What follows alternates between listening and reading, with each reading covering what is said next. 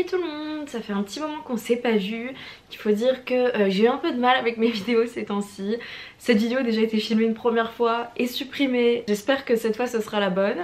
En tout cas, je vous souhaite une bonne année. J'espère que vous avez passé de bons moments avec vos proches. Et voilà, on va tout de suite commencer avec la vidéo. En 2024, lors de sa masterclass au festival d'Angoulême, Moto Hagio a dit: je pense que s'il y a une chose commune à tous les shoujo, c'est une volonté de liberté.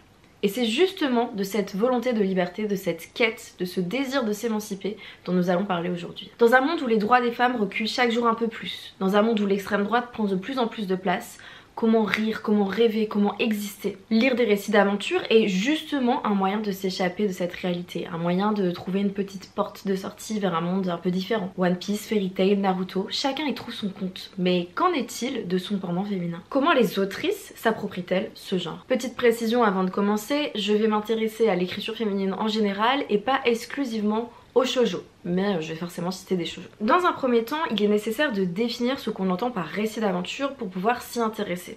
Un récit d'aventure, c'est une histoire dans laquelle on retrouve généralement un personnage assez jeune qui va enchaîner les péripéties souvent dangereuses et qui a souvent un objectif, une sorte de quête à accomplir. On retrouve cette structure du récit d'aventure classique dans des titres comme par exemple Basara du Mitamura, qui est un manga où on suit une héroïne qui est en quête de liberté pour son peuple, ou alors dans le manga Yona Princesse de l'Aube, où notre héroïne va faire une sorte de fuite vers l'avant après l'assassinat de son père. Cependant, malgré la proximité avec ces récits masculins, on retrouve quand même des différences. Une des différences qui est quand même majeure, c'est notamment le fait qu'au lieu d'avoir un héros comme dans la plupart des shonen d'aventure, on a cette fois une héroïne dont on va suivre l'évolution, les pensées, les sentiments, et il faut dire que ça introduit de nouvelles problématiques. Ce qui est intéressant, c'est que dans le shonen, quand on a des personnages féminins, dans la plupart des cas, on retrouve des héroïnes assez effacées qui en tout cas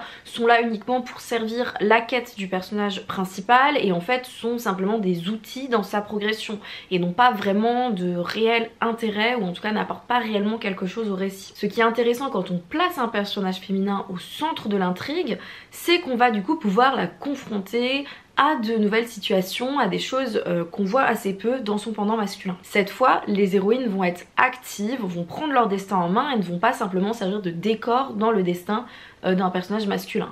On peut parfois avoir des héroïnes en détresse, comme par exemple Yona Princesse de l'Aube, qui dès le départ va être complètement inutile et va petit à petit progresser.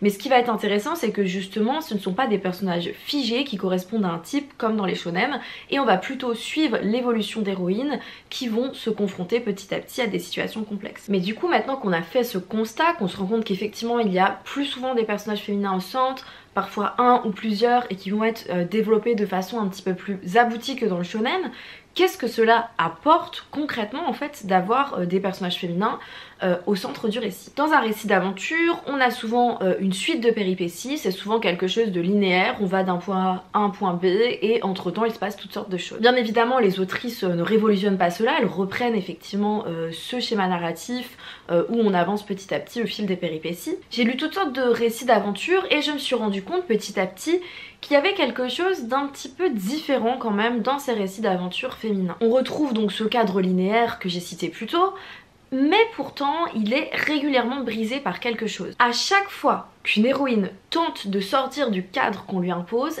on finit par la replacer dedans et elle doit systématiquement essayer de s'en sortir à nouveau. Et pour illustrer mon propos, je vais vous parler d'un manga que j'aime tout particulièrement. Il s'agit de Seven Seeds de Yumi Tamura. Seven Seeds est un récit d'aventure, une forme de Robinsonade dans un univers post-apocalyptique. On suit différents groupes de jeunes qui essayent tant bien que mal de survivre dans un monde qui n'est plus, c'est-à-dire que vraiment il n'y a plus rien qui est comme ce qu'ils avaient connu. La société n'est plus, donc les personnages ont la possibilité de créer de nouveaux codes, de nouvelles règles et de s'affranchir en fait des codes établis auparavant. Et pourtant, certaines choses restent bien là. Pour illustrer mon exemple, on va s'attarder sur l'histoire d'Ango et d'Anna. Ango, c'est un personnage masculin qui est en fait le leader d'un groupe de jeunes qui essayent tant bien que mal de survivre. Il mène son groupe, il impose ses règles et tout le monde l'écoute. Jusqu'au jour où ils vont faire la rencontre d'Anna qui, elle, n'a pas l'intention de se laisser faire et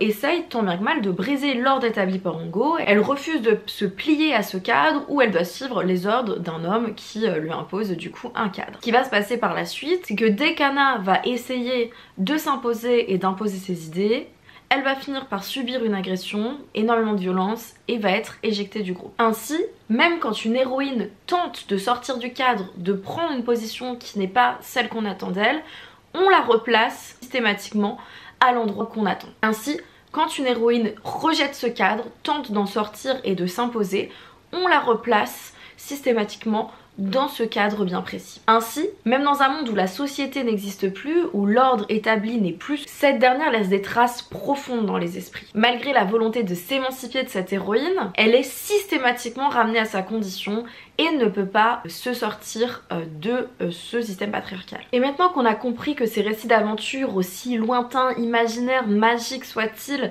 sont quand même toujours en lien avec nos vécus de femmes et que quoi qu'il arrive, on ne peut pas s'en extraire totalement. Est-il possible d'inverser les choses, à savoir ne pas trouver des éléments du quotidien dans un récit d'aventure, mais plutôt d'introduire l'aventure dans le récit du quotidien? En tout cas, c'est le parti pris de certaines autrices qui ont choisi de révolutionner leur quotidien. Pour révolutionner son quotidien, on peut commencer à une petite échelle, en se plaçant notamment à celle de l'individu, en changeant son apparence ou son identité. Dans le shoujo, l'apparence est essentielle. Après tout, mode et shoujo sont étroitement liés. On a vu d'ailleurs régulièrement des shoujo être publiés dans des magazines de mode. Et d'ailleurs c'est l'une des différences avec le shonen, puisque souvent dans ces récits, notre héros a une tenue au début de l'histoire et la garde un bon moment et change que très rarement en fait dans toute l'histoire, à moins qu'il y ait vraiment une ellipse ou quelque chose qui permette ce changement. Dans le shoujo, les héroïnes jouent avec ces codes, elles changent d'apparence systématiquement, utilisent la mode comme un outil, et cette identité visuelle du shoujo à travers la mode est tellement ancrée, comprise et intégrée par les lectrices que c'est même devenu en fait une trend sur TikTok où on retrouve des lectrices qui font des tenues de shoujo girl en fait. La mode est ainsi un outil qui permet aux héroïnes de définir leurs identités, leur style, d'affirmer leur personnalité, et le fait de jouer avec cela, c'est un moyen en fait de bousculer plus ou moins leur quotidien. Et cette question d'apparence va même parfois plus loin, puisqu'on va même jusqu'à bousculer en fait l'identité même du personnage à travers ses vêtements. On retrouve d'ailleurs fréquemment des histoires de travestissement dans le shoujo manga. C'est quelque chose d'assez commun en Occident, mais on le retrouve aussi au Japon. Et un des exemples japonais les plus parlants, c'est certainement la revue Takarazuka, qui est une troupe de théâtre où les femmes jouent tous les rôles, y compris les rôles masculins. On pense aussi au cultissime La Rose de Versailles, où notre héroïne prend l'identité d'Oscar, un jeune homme. Cependant, le travestissement d'une femme vers une apparence masculine prend un sens un petit peu différent quand on sait à quel point la société est misogyne. Le fait de choisir de se travestir pour une femme peut répondre à plusieurs objectifs. Le premier étant tout simple et le plus accessible, répondre à une simple expérimentation. Ça peut être grisant de passer de l'autre côté. Par exemple, dans Host Club, par le biais du personnage d'Haruhi, les lectrices découvrent le point de vue des garçons, comment ils interagissent entre eux, quels sont leurs liens, comment vivent les garçons entre eux tout simplement. Et j'imagine que c'est assez intéressant pour des adolescentes. Mais c'est aussi un moyen de se détacher des stéréotypes de genre. Toujours dans Host Club, le personnage d'Haruhi, notre héroïne, finit par se plaire dans cette espèce de non-binarité où elle alterne entre sa posture de femme et l'identité d'Host où elle incarne un garçon. Même chose dans L'Oiseau d'or de Kainis, où on a le personnage de Léa qui choisit de se travestir pour pouvoir faire publier ses romans, puisqu'à cette époque c'est totalement impossible et impensable pour une femme d'être écrivaine, et qui va choisir d'endosser une identité masculine. Elle rejette sa féminité et finit par se plaire dans cette situation et aimer le statut d'auteur qu'elle adopte. Ainsi, le travestissement dans Host Club comme dans L'Oiseau d'or de Kainis peuvent être un moyen de trouver une forme de non-binarité et finalement de se plaire dans une situation un peu moins genrée. Enfin, un des derniers objectifs que peut servir ce travestissement, c'est avant tout de répondre à une nécessité face à l'impossibilité d'être une femme dans la société. Dans L'Oiseau d'or de Kainis, si Léa se travestit au début de l'histoire, c'est tout simplement parce qu'elle n'a pas le droit, elle n'a pas la possibilité d'exister en tant que femme écrivaine et que c'est une nécessité.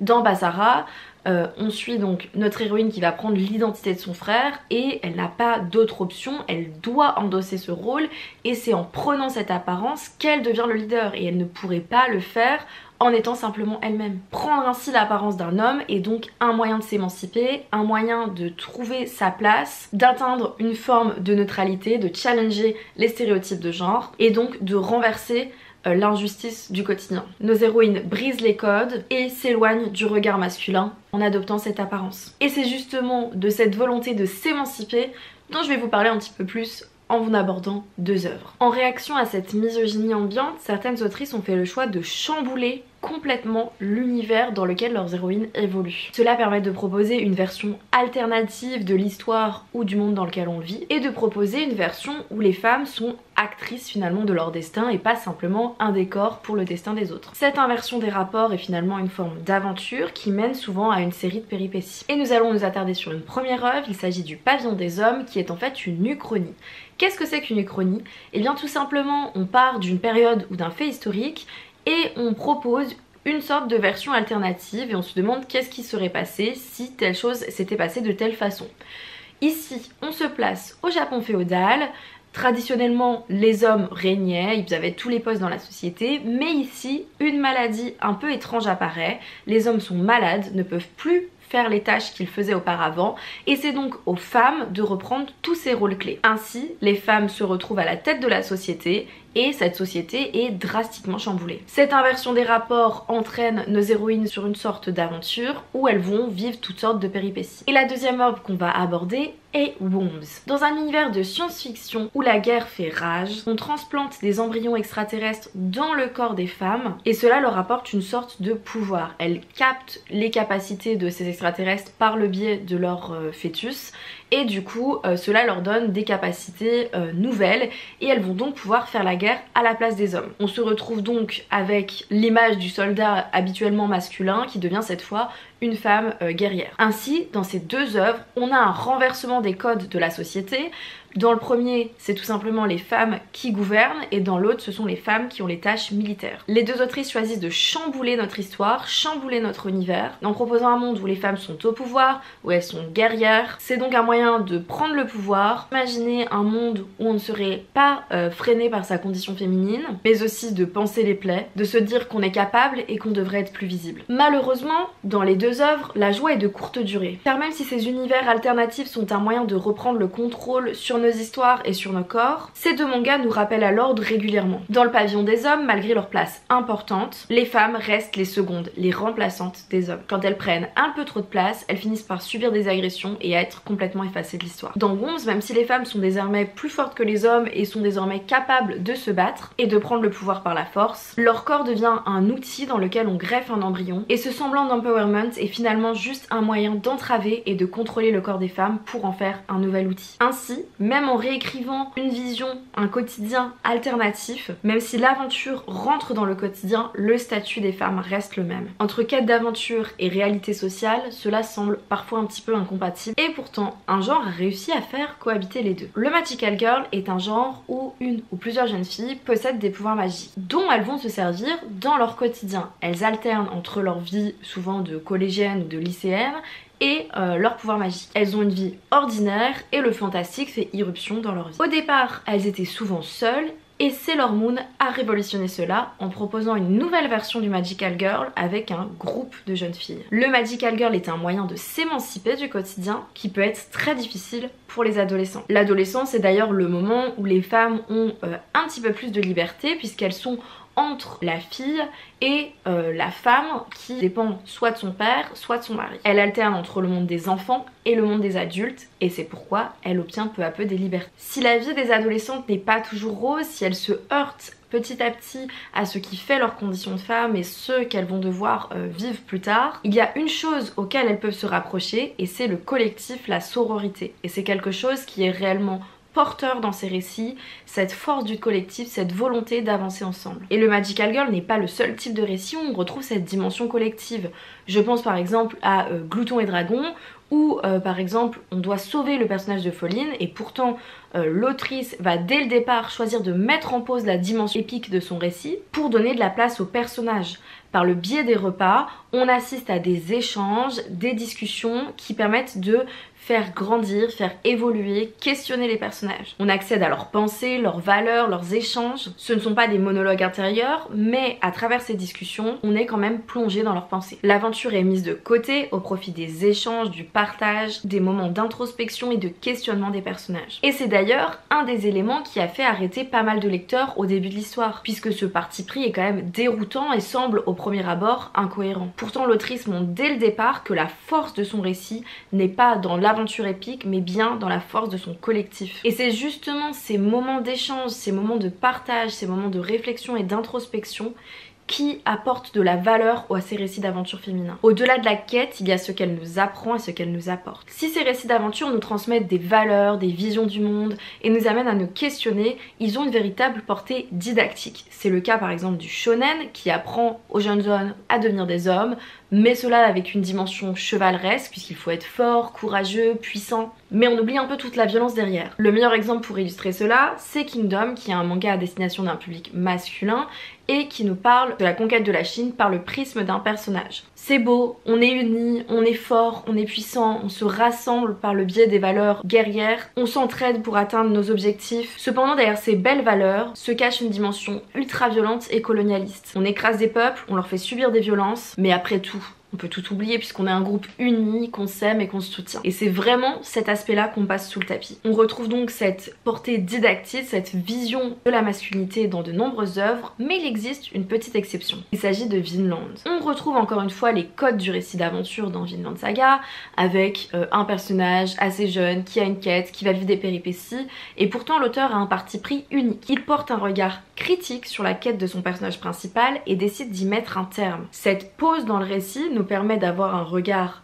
nouveau, un regard critique sur la violence de son personnage. On retrouve cette alternance qu'on a dans les récits d'aventure féminins entre l'aventure épique et un brutal retour à la réalité. Cependant, ici, dans Vinland, le regard critique porte sur la violence des hommes et non pas sur la situation des femmes. Et on retrouve des éléments qui appartiennent au shoujo dans ce titre. Je pense notamment au moment d'introspection du personnage qui se questionne, qui est face aux violences qu'il a fait et qui reprennent en fait le monologue intérieur finalement du shoujo. Dans Vinland, le monologue intérieur sert à mettre le personnage face à ses actes et à lui faire réfléchir à ses responsabilités. Mais qu'est-ce que c'est que le monologue intérieur, vous allez me dire? Eh bien c'est tout simplement un procédé mis en place par les autrices de shoujo et repris depuis par d'autres genres qui nous permettent d'accéder aux pensées du personnage. C'est une sorte de pause dans le temps où on accède à leurs pensées. Si Vinland Saga reprend ce motif du monologue intérieur, on peut citer de nombreuses œuvres à destination d'un public masculin qui sont aussi inspirées du shoujo pour cela. Je pense à Berserk. Et ce qui est intéressant avec ce motif du monologue intérieur, c'est que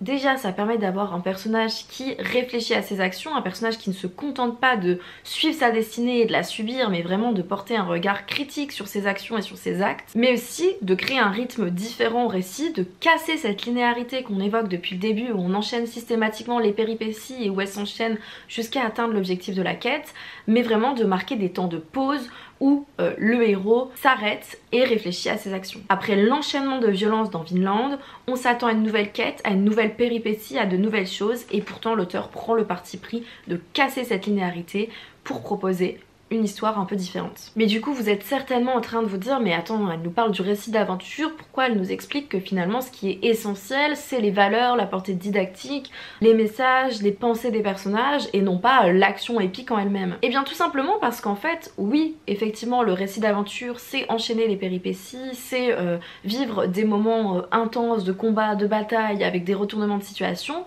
mais il existe une tradition littéraire un petit peu différente. Et pour cela, j'ai envie qu'on s'intéresse un petit peu à deux romans. Le premier s'appelle Voyage autour de ma chambre de Xavier de Maistre et il nous raconte le récit du voyage d'un personnage qui ne sort jamais de sa chambre puisque c'est un jeune officier qui est mis aux arrêts et qui nous raconte vraiment comment il traverse sa chambre, comment il vit des aventures en étant enfermé. Je pense aussi à La Modification de Michel Butor où on suit le récit d'un homme qui décide de tout quitter pour rejoindre sa maîtresse. Au début du récit, il monte dans un train et il décide de changer de vie. Et tout le trajet constitue l'aventure du personnage. Il reste assis dans son wagon et parfois se lève pour aller fumer une cigarette puisque c'était possible à l'époque. En fait on ne suit rien de palpitant et pourtant on suit ses pensées, on suit sa réflexion et à la fin de l'histoire il décidera de faire demi-tour. Finalement on peut raconter une aventure dans un contexte qui ne s'y prête pas réellement. Et l'essentiel, ce qui nous fait voyager, ce qui nous fait être transporté par ces récits, ce n'est pas réellement le nombre de pays qu'on traverse ou le nombre de péripéties qu'on vit, mais ce sont ces questionnements, ces réflexions et ces monologues intérieurs qu'on traverse avec nos personnages. Les autrices de manga ont bien compris cela et elles jouent avec ces codes, les réutilisent pour nous raconter des aventures internes tout aussi passionnantes que des récits épiques. Je pense à Daru-chan où on suit le quotidien d'une employée ordinaire qui vit une vie toute simple mais qui a du mal à trouver sa place dans ce rythme métro-boulot-dodo. Pour matérialiser cela, elle invente une sorte de créature extraterrestre qui est en fait l'héroïne elle-même qui rejette les codes de la société. Elle introduit donc le surnaturel dans son quotidien grâce à son imagination. Je pense aussi à Shinkirari qui est sorti récemment et qui est vraiment une petite pépite à mon humble avis, où on suit le quotidien d'une femme au foyer qui est assez ordinaire et qui n'a rien de révolutionnaire, et pourtant cette femme, l'héroïne, choisit de s'évader par moments. Elle ne part pas à des milliers de kilomètres, mais s'évade dans ses pensées, ce qui donne des planches très poétiques et qui nous dépayse un petit peu, et surtout qui nous invite à nous extraire de notre quotidien. Dans ces deux récits, on s'inscrit dans cette tradition littéraire du voyage intérieur. Les personnages ne sont pas face à des quêtes épiques, mais vivent un quotidien ordinaire. Cependant, les autrices décident d'offrir à leurs héroïnes des pauses dans le temps, qui leur permettent de voyager et de vivre des aventures internes. Elles s'échappent ainsi de leurs conditions, de leur quotidien. L'aventure n'est pas physique, mais existe durant un bref instant dans la vie de ses protagonistes. L'aventure est le genre de la liberté, celui où n'importe qui peut devenir un héros. Et c'est pourquoi j'ai tout de suite fait le lien entre le récit d'aventure et la citation de Moto Hagio. Cependant, même si l'aventure permet à de nombreuses personnes de se réinventer, pour les femmes, les personnes queer, les personnes racisées ou appartenant à une minorité, même dans les récits où tout est permis, on est systématiquement rattrapé par notre condition. Il est quasi impossible de s'en extraire complètement. Et c'est pourquoi les autrices qui écrivent sur ces sujets choisissent délibérément d'exposer ces sujets par le prisme des récits d'aventure. Mais au-delà de ça, ces récits sont une fenêtre, une ouverture vers un autre monde. En se réappropriant le genre, on nous offre un peu de répit. Ils nous permettent de nous identifier à des personnages, de mieux nous comprendre, de mieux comprendre nos mots et de les dénoncer. Mais aussi de s'unir, de créer du collectif, du lien et de trouver une forme d'adelphité.